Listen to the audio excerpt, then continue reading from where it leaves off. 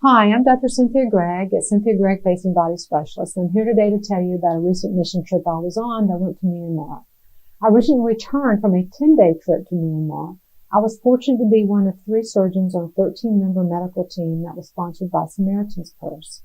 There were many wonderful aspects of my trip. One being the opportunity to make new friendships in Myanmar, and another one being the opportunity to work with my fantastic team members. I'm fortunate to have been a member of several other Samaritan's Purse teams that have traveled to other countries to provide free medical and surgical care, and the work of these teams is amazing.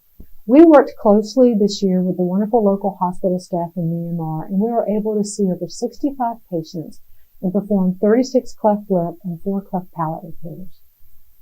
While most of the patients on our trip to Myanmar were babies and children, our patient ranged in age from 3 months to about 50 years of age. These are patients who might otherwise never have had access to the medical surgical care that we were able to provide. A lot of these patients lived in very distant rural areas, and the local Samaritan's Purse staff arranged to bring these patients to the hospital on buses.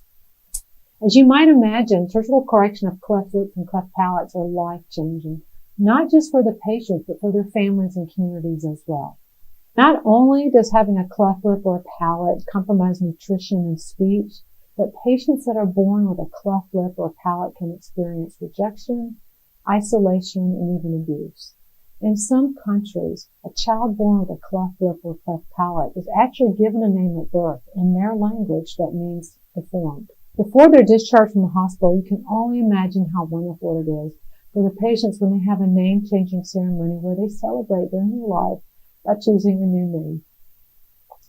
Cleft lip and palate surgeries help change a life of rejection to one of hope and acceptance.